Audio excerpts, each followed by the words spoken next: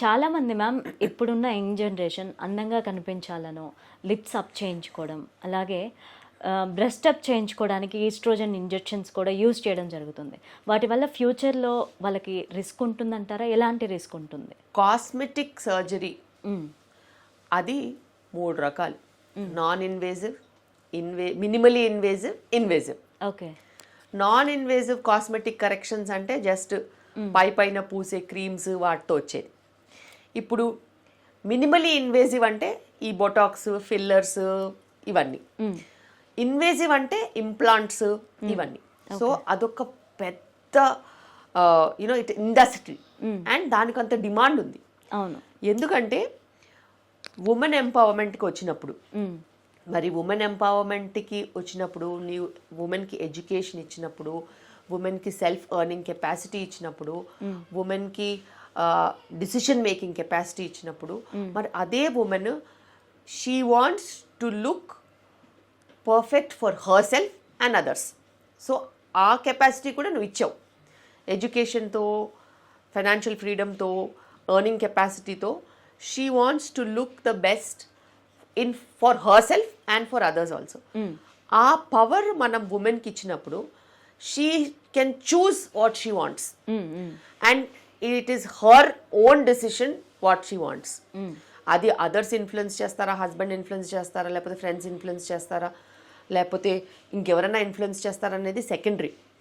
తనకి ఆ పవర్ ఉన్నప్పుడు, డెసిషన్ తీసుకునే పవర్ ఉన్నప్పుడు, తాను ఏ డెసిషన్ తీసుకుంటే తనకు మంచిదో తనకు తెలుసు, బికాస్ తను ఎడ్యుకేటెడ్. అండ్ అలాంటప్పుడు ఈ ఆగ్మెంటేషన్ ప్రొసీజర్స్ అన్నీ కూడా అన్నిటినీ వాళ్ళు రాసి రిస్క్ ఫ్యాక్టర్స్ అన్ని చూపించి చదివిపించి సంతకం పెడతారు. సో దాంట్లో రిస్క్ ఫ్యాక్టర్స్ ఉంటాయి. ఆబ్వియస్లీ దే రిస్క్ ఫ్యాక్టర్స్ ఉంటాయి. Any chemical on your body will have a risk. Any surgical, minimal invasive are surgical procedure will have a risk. నువ్వు చదువుకుని నువ్వు డిసైడ్ తీసుకుంటావు. ఎందుకు? మన ప్రపంచం మొత్తం కూడా లుక్స్ మీద డిఫైన్ చేస్తుంది. ఒక పర్సనాలిటీ కంటే ఒక mental, emotional and intellectual personality కంటే ఒక ఫిజికల్ పర్సనాలిటీని ఎక్కువ ఇంపార్టెన్స్ ఒక సర్టన్ ఏజ్ గ్రూప్ వాళ్ళకి ఇస్తుంది. అది గమనించిన వాళ్ళు, దాని వైపు వెళ్ళాలనుకునే వాళ్ళు ఇలాంటివన్నీ ఇంట్రెస్ట్ చూపిస్తారు. there are so many people who just don't care about looks. They say that I am happy as I am, my body, my wish అనుకునే వాళ్ళు కూడా ఉంటారు. So we have to welcome whatever decision the woman takes, because it is based on her experience and on her knowledge and behavior between the world and her. తనకి world నువ్వు గ్లామరస్గా ఉంటేనే మంచిగా ఉంటావని అలా తనకు అనిపించింది అనుకో, obviously she'll go towards cosmetic corrections and all that. ఇంకా లూప్లో ఉంటారు. ఎవరికైతే ఉమెన్కి నేను ఎలా ఉన్నా వరల్డ్ నాకు అలాగే ఉండాలి అని అనుకున్నది అనుకో, she would never bother to do that. So ఎవరు ఇన్నర్ టాక్, మన లోపట ఏది మనది మాట్లాడుతుందో అదే మనం బిహేవ్ చేస్తాం. సో మనం చదువుకున్న చదువు, మనం ఉన్న వ్యవస్థ, మనకున్న కుటుంబ విలువలు, దాని తర్వాత మనకున్న inner values should guide us. మనం ఎక్కడికి వెళ్ళాలి, ఏం చేయాలి, ఎలా చేయాలి. అండ్ కొన్నిసార్లు తప్పదు కొంతమందికి, because they are in the లైమ్ లైటో, లేకపోతే they are in that field which requires them to look like that, then they have to do it. And ma'am, ఇప్పుడున్న యంగ్ జనరేషన్కి, మహిళలకి, ఉమెన్కి మీరేం చెప్పాలనుకుంటున్నారు? యంగ్ జనరేషన్కి health awareness is very important. మీకు చదువు ఉన్నా మీరు అస్సలు హెల్త్ మీద కేర్ తీసుకోవట్లేదు. ఎక్కడ పడితే ఏది పడితే అది తింటున్నారు, ఎట్లా పడితే అట్లా డిజిటల్ స్క్రీన్స్ కానీ దేనికైనా అతుక్కుపోతున్నారు. రాత్రులు కూర్చొని మూవీలు చూస్తున్నారు, టైంకి పడుకోవట్లేదు, టైంకి లేవట్లేదు, ఉద్యోగాలు ఎక్స్టెండ్ చేస్తున్నారు.